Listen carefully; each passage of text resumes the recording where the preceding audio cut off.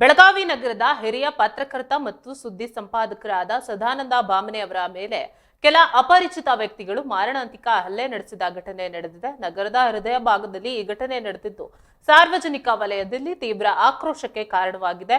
ಘಟನೆಯ ನಂತರ ಹಲ್ಲೆ ನಡೆಸಿದ ದುಷ್ಕರ್ಮಿಗಳು ಸ್ಥಳದಿಂದ ಪರಾರಿಯಾಗಿದ್ದಾರೆ. ವರದಿಗಳ ಪ್ರಕಾರ ಬಾಮನೆ ಅವರು ಹಲವಾರು ವರ್ಷಗಳಿಂದ ಪತ್ರಿಕೋದ್ಯಮ ಕ್ಷೇತ್ರದಲ್ಲಿ ಸೇವೆ ಸಲ್ಲಿಸುತ್ತಿದ್ದಾರೆ ಮತ್ತು ಪ್ರಮುಖ ಸುದ್ದಿ ಮಾಧ್ಯಮಗಳಲ್ಲಿ ಕೆಲಸ ಮಾಡಿದ್ದಾರೆ. ಭ್ರಷ್ಟಾಚಾರ ಮತ್ತು ಅಕ್ರಮ ಚಟುವಟಿಕೆಗಳ ವಿರುದ್ಧ ನಿರಂತರವಾಗಿ ವರದಿಗಳನ್ನ ಪ್ರಕಟಣೆ ಮಾಡ್ತಿದ್ರು ಅಂತ ಕೂಡ ಹೇಳಲಾಗಿದೆ. ಈ ಹಿನ್ನೆಲೆಯಲ್ಲಿ ಅವರ ಮೇಲಿನ ಹಲ್ಲೆಗೆ ಭ್ರಷ್ಟಾಚಾರಿಗಳ ಕುರಿತು ಅವರು ಮಾಡಿದ ವರದಿಗಾರಿಕೆಯೇ ಕಾರಣ ಎಂದು ಶಂಕಿಸಲಾಗಿದೆ. ಈ ಬಗ್ಗೆ ಪ್ರತಿಕ್ರಿಯಿಸಿದ ಬಾಮನೆ, ನಾನು ಭ್ರಷ್ಟಾಚಾರದ ವಿರುದ್ಧ ಧ್ವನಿ ಎತ್ತಿದ್ದೆ, ಆದ್ದರಿಂದ ನನ್ನ ಮೇಲೆ ಹಲ್ಲೆ ನಡೆಸಲಾಗಿದೆ ಎಂದು ಹೇಳಿದ್ದಾರೆ. ಈ ಘಟನೆಯ ನಂತರ ಬಾಮನೆ ಅವರು ಸ್ಥಳೀಯ ಪೊಲೀಸ್ ಠಾಣೆಯಲ್ಲಿ ದೂರು ದಾಖಲಿಸಿದ್ದಾರೆ. ಪೊಲೀಸರು ಪ್ರಕರಣ ದಾಖಲಿಸಿಕೊಂಡು ಆರೋಪಿಗಳ ಪತ್ತೆಗಾಗಿ ತನಿಖೆ ಆರಂಭಿಸಿದ್ದಾರೆ.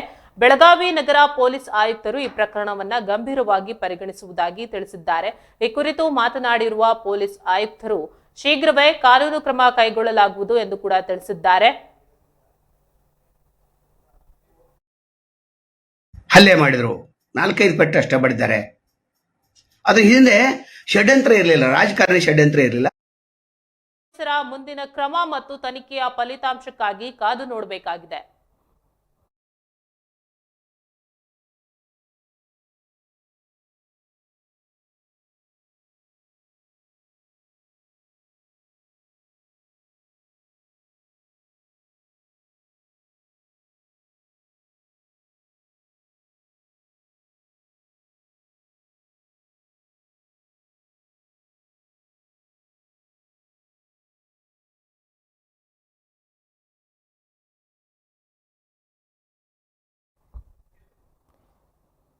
ಈ ವಿಚಾರಕ್ಕೆ ಸಂಬಂಧಿಸಿದಂತೆ ಹಿರಿಯ ಪತ್ರಕರ್ತರಾದ ಸದಾನಂದ ಬಾಮನೆ ಅವರೇ ನಮ್ಮ ಜೊತೆ ದೂರವಾಣಿ ಸಂಪರ್ಕದಲ್ಲಿದ್ದಾರೆ.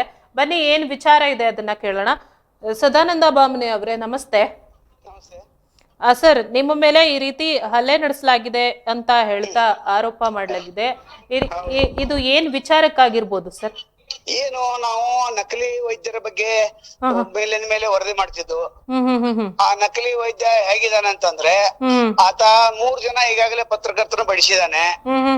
ಖಡೆ ಬಜಾರ್ ಸಿಪಿ ಅವರು ಅದಕ್ಕೆ ಸಂಬಂಧಪಟ್ಟಂತೆ ಎನ್ಕ್ವೈರಿ ಸರಿಯಾಗಿ ಮಾಡ್ಲಿಲ್ಲ. ನಮ್ಮದು ಅದ್ರ ಮುಂದ್ಗಡೆ ಸ್ವಲ್ಪ ಮಾರ್ಕೆಟ್ ಪೊಲಿಟಿಷಿಯನ್ ಬರ್ತಿದೆ, ಅಲ್ಲಿ ಸಿಪಿ ಖಾಲಿ ಮುರಿಸಿದ್ದಾರೆ. ಅವರು ಸ್ವತಃ ಮುಂದ್ ಬಂದ್ ನಿಂತು ಎಲ್ಲ ವ್ಯವಸ್ಥೆಯನ್ನು ಮಾಡಿ FIR ಮಾಡಿದ್ದಾರೆ.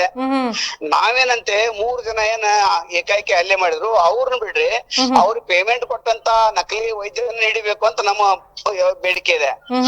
ಆದ್ರೆ ಹಿಡಿಯುವಂತ ಪ್ರಯತ್ನ ಮಾಡ್ತಾ ಇಲ್ಲ, ಯಾಕಂದ್ರೆ ಅವ್ನು ಬಹಳ ಪ್ರಭಾವ ಇದ್ದಾನೆ. ನಾವು ಮೊದಲೇನ್ ಹಿಡಿದು ಮಟಕ ಬಗ್ಗೆ ಏನಾದ್ರು ವರದಿ ಮಾಡಿದ್ರೆ ಇವ್ರು ಮಾಡಿರ್ಬೇಕು ಅಂತ ಪ್ರಥಮ ಒಂದು ವರದಿಯಲ್ಲಿ ಹೇಳಿದ್ದೆ. ಆದ್ರ ನಾವು ನಿಧಾನವಾಗಿ ವಿಚಾರ ಮಾಡಿದ್ರೆ ಈ ನಕಲಿ ವೈದ್ಯ ಅದ್ರ ಹಿಂದಿದ್ದಾನೆ, ಆತನ ಅರೆಸ್ಟ್ ಮಾಡಿ ಅಂತ ನಮ್ ಬೇಡಿಕೆ ಇದೆ. ನಕಲಿ ವೈದ್ಯರನ್ನ ನೀವು ಅವ್ರ ವಿಚಾರ ವರದಿ ಮಾಡಕೋಂತ ಸಮಯದಲ್ಲಿ ಅವರು ಈ ರೀತಿ ಬಿಟ್ಟು ನಿಮ್ಗೆ ಹಲ್ಲೆ ನಡೆಸಿದ್ದಾರೆ? ಇಲ್ಲ, ವರದಿ ಮಾಡೋಕ್ಕಿಂತ ಮೊದಲಲ್ಲ, 20 ದಿವಸದಿಂದ ವರದಿ ಮಾಡಿದ್ದೆ. ನನ್ನ ಅವ್ರು ಫಾಲೋ ಮಾಡ್ತಿದ್ರು. ಅದೇ ಏರಿಯಾದಲ್ಲಿ ನಮ್ಮ ಸ್ಟುಡಿಯೋನು ಇದೆ, ನಮ್ಮ ಸ್ನೇಹಿತರ ಸ್ಟುಡಿಯೋ ಇದೆ. ಯಾವಾಗ ಅವರು ಫಾಲೋ ಮಾಡ್ತಿದ್ರು ನಮ್ಗೆ ಗೊತ್ತಿರ್ಲಿಲ್ಲ. ಅಚಾನಕ್ 13 ತಾರೀಕು 4:00 ನಮ್ಗೆ ಅಟ್ಯಾಕ್ ಮಾಡಿಬಿಟ್ರು. ಆ CC ಕ್ಯಾಮ್ರಾದಲ್ಲಿ ಅವ್ರು ಸಿಕ್ಕಿದ್ದಾರೆ. ಅವ್ರು ಅರೆಸ್ಟ್ ಮಾಡ್ತೀವಿ ಅಂತ ಹೇಳಿದಾರೆ ಪೊಲೀಸರು, ಇನ್ನೂ ಅರೆಸ್ಟ್ ಮಾಡಿದಾರ ಗೊತ್ತಿಲ್ಲ. ಅದ್ರ ಭಾರತೀಯ ನಾಗರಿಕ ಸಂಹಿತೆ ಸ್ವಲ್ಪ ಸ್ಟ್ರಿಕ್ಟ್ ಆಗಿ ಕಾನೂನನ್ನ ಅಲ್ಲಿ FIR ಅಲ್ಲಿ ನಮೂದಿ ಮಾಡಿದ್ದಾರೆ. ನಮ್ ಬೇಡಿಕೆನೂ ಆ ನಕಲಿ ವೈದ್ಯನ ಯಾಕೆ ಬಂದ್ ಮಾಡಿಲ್ಲ, ಅದೇ ಒಂದು ನಮ್ದು. ಅವನು ಪ್ರಭಾವಿ ವ್ಯಕ್ತಿ ಅಂತ ನೀವೇ ಹೇಳ್ತಾ ಇದ್ದೀರಾ? ಹೌದೌದೌದು, ಪ್ರಭಾವಿ ಬಾಳ ಇದಾನೆ. ನಂತರ ಎಲ್ಲಾ ರಾಜಕಾರಣಿಗಳ ಜೊತೆ, ನಂತರ ಬಿಲ್ಡರ್ ಇದಾನೆ, ನಂತರ ಪ್ಲಾಟ್ ಏಜೆಂಟ್ ಇದಾನೆ, ನಂತರ ಅನೇಕ ರೋಗಿಗಳನ್ನ ಇದನ್ನು ಮಾಡಿದಾನೆ, ಸಹಿಸಿದಾನೆ. ಹೌದು, ಯಾವಾಗ ಸಹಿಸಿದಾನೆ, ಅವಾಗ ತಕರಾರು ಮಾಡ್ತತೆ. ಅಲ್ಲಿ ಒಂದು ಗಲ್ಲಿಯ ಹುಡುಗರನ್ನ ಕರೆಸ್ತಾನೆ, ಇವ್ನು ಹೊಡಿಸ್ತಾನೆ, ನಂತರ ಅದನ್ನ ಪೊಲೀಸ್ ಸ್ಟೇಷನ್ ಹೋಗ್ತೈತೆ, ಅಲ್ಲಿ ಎಲ್ಲವನ್ನ ಸಮಾಪ್ತಿ ಮಾಡ್ತಾ ಇದಾರೆ.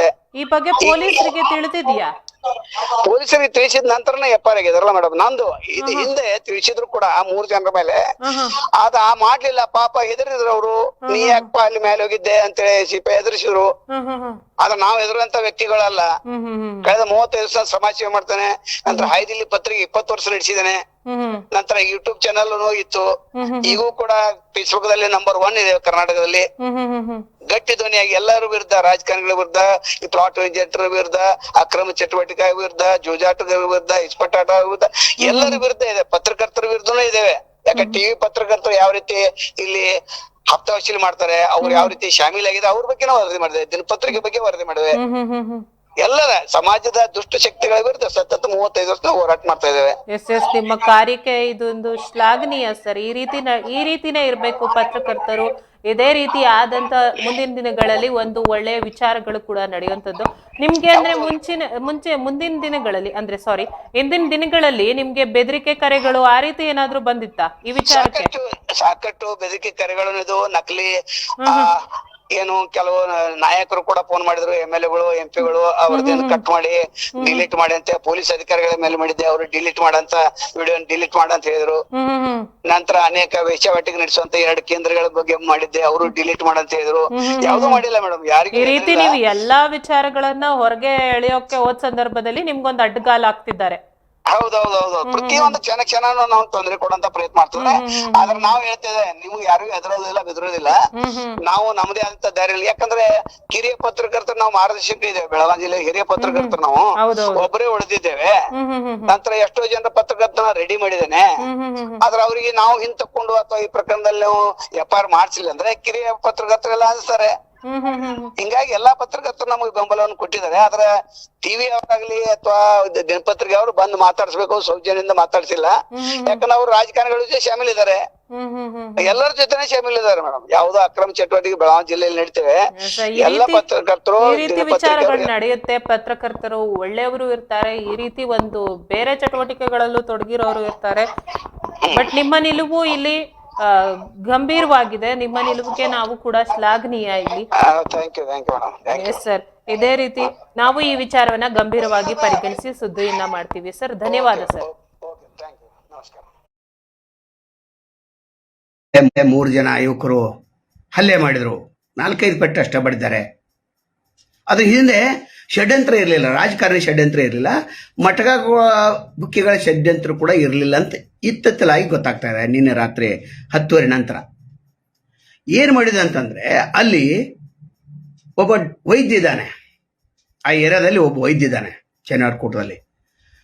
ಆತ ಯಾರ್ಯಾರು ಆತನ ವಿರುದ್ಧ ವರದಿ ಮಾಡ್ತಾರೆ ಅಥವಾ ಹೋಗಿ ಎನ್ಕ್ವೈರಿ ಮಾಡ್ತಾರೆ, ಆತನ ಮೇಲೆ ಹಲ್ಲೆ ಮಾಡಿದ್ದ ಉದಾಹರಣೆಗಳು ಸಾಕಷ್ಟಿವೆ.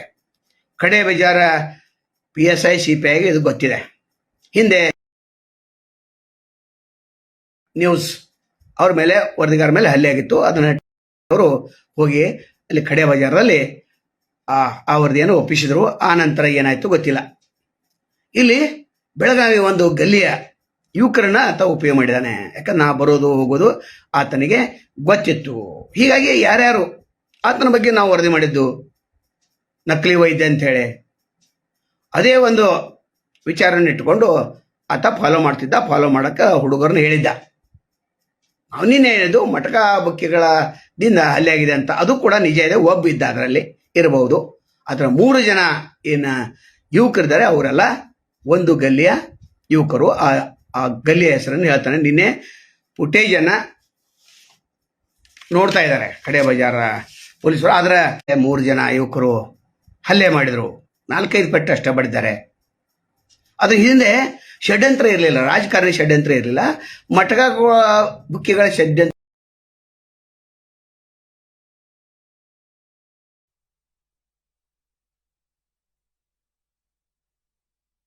ಎಸ್, ಇಲ್ಲಿ ಹಿರಿಯ ತಲೆಮಾರಿನ ಪತ್ರಕರ್ತರಾದಂತಹ ಸದಾನಂದ ಭಾಮನೆ ಅವರು ಏನೋ ಒಂದು ವಿಚಾರದ ಬಗ್ಗೆ ನಕಲಿ ವೈದ್ಯರು, ಆ ವಿಚಾರದ ಬಗ್ಗೆ ನಕಲಿ ವೈದ್ಯರು ಇದ್ದಾರೆ, ಈ ವಿಚಾರದ ಬಗ್ಗೆ ಅವರು ವರದಿಯನ್ನ ಮಾಡೋಕೆ ಹೋದಂತ ಸಂದರ್ಭದಲ್ಲಿ ಈ ರೀತಿಯಾದಂತ ಒಂದು ಕೃತ್ಯ ನಡೆಸಲಾಗಿದೆ. 3 ಜನ ಹಲ್ಲೆಯನ್ನ ನಡೆಸಿದ್ದಾರೆ.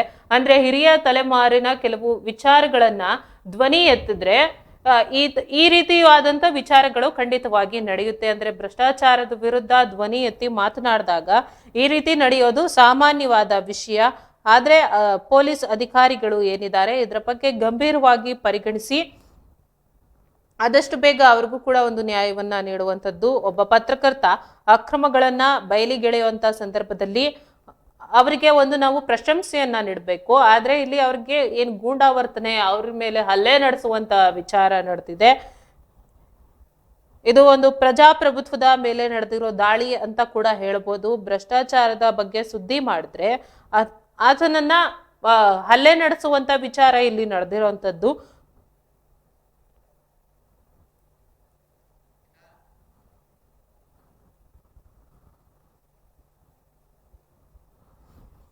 ಇಲ್ಲಿ ಇವತ್ತು ಪತ್ರಿಕೋದ್ಯಮ ಅಂದ್ರೆ ಬರೀ ಪ್ರಚಾರ ಅನ್ನೋ ಹಾಗಾಗ್ಬಿಟ್ಟಿದೆ. ಭ್ರಷ್ಟಾಚಾರದ ವಿರುದ್ಧ, ಅನ್ಯಾಯದ ವಿರುದ್ಧ ತಲೆ ಎತ್ತಿ ನಿಲ್ಲೋರು ಯಾರು ಕೂಡ ಇಲ್ಲ. ಕಡಿಮೆ ಎಲ್ಲೋ ಅಲ್ಪ ಸ್ವಲ್ಪದ ವಿಚಾರ, ಅಲ್ಪ ಸ್ವಲ್ಪ ಜನ ಅಂತ ಕೂಡ ನಾವಿಲ್ಲಿ ಹೇಳ್ಬೋದು. ಪತ್ರಕರ್ತರು ಅಂದ್ರೆ ಏನೋ ಒಂದು ವಿಚಾರ ನಾವು ಮಾಡ್ಬಿಟ್ರೆ ಪತ್ರಕರ್ತರು ಅಂತ ಇರುವಂತ ಸಂದರ್ಭದಲ್ಲಿ ಏನು ಅಲ್ಲಿ ಭ್ರಷ್ಟಾಚಾರ ನಡೆಯುತ್ತೆ. ಈ ರೀತಿ ಒಂದು ಧ್ವನಿ ಎತ್ತಿದಾಗ ಈ ರೀತಿಯ ಒಂದು ಕೃತ್ಯಗಳು ನಡೆಯುವಂಥದ್ದು. ಆದ್ರೆ ಇಲ್ಲಿ ಸತ್ಯವಂತ ಪತ್ರಕರ್ತರು ಕಡಿಮೆ ಆಗ್ತಿರೋದು ಈ ಸಮಯದಲ್ಲೇ. ಆದ್ರೆ ಎಲ್ಲೋ ಅಲ್ಪ ಸ್ವಲ್ಪ ಧೈರ್ಯವಂತರು ಧೈರ್ಯವಾಗಿ ಇರುವಂತ ಪತ್ರಕರ್ತರಲ್ಲಿ ಅವ್ರಿಗೂ ಕೂಡ ಈ ರೀತಿ ಅವ್ರನ್ನ ಕುಗ್ಗಿಸುವಂಥದ್ದು, ಏನು ಒಂದು ಹಲ್ಲೆ ನಡೆಸಿ ಕೂಡ ಈ ರೀತಿ ಕೃತ್ಯವನ್ನ ಮಾಡುವಂಥದ್ದು. ಪತ್ರಿಕೋದ್ಯಮದ ಬಗ್ಗೆ ಗಮನ ಇರಲಿ. ಪತ್ರಕರ್ತರು, ಹಿರಿಯ ಪತ್ರಕರ್ತರು ಏನು ಒಂದು ಭ್ರಷ್ಟಾಚಾರ ನಡೀತಾ ಇದೆ ಅದನ್ನ ಬಯಲಿಗೆಳೆಯುವಂತ ಸಂದರ್ಭದಲ್ಲಿ ಈ ರೀತಿ ಒಂದು ಕೃತ್ಯ ನಡೆದಿರುವಂತದ್ದು. ಆದಷ್ಟು ಬೇಗ ಪೊಲೀಸ್ ಕಮಿಷನರ್ ಏನಿದ್ದಾರೆ, ಪೊಲೀಸ್ ಅಧಿಕಾರಿಗಳೇನಿದ್ದಾರೆ, ಈ ವಿಚಾರವನ್ನ ಗಂಭೀರವಾಗಿ ಪರಿಗಣಿಸಿ ಪತ್ರಕರ್ತರಿಗೆ ಮುಂದಿನ ದಿನಗಳಲ್ಲಿ ಈ ರೀತಿ ಆಗದೇ ಇರೋ ರೀತಿ ನೀವು ಕ್ರಮವನ್ನ ಕೈಗೊಳ್ಳಬೇಕು.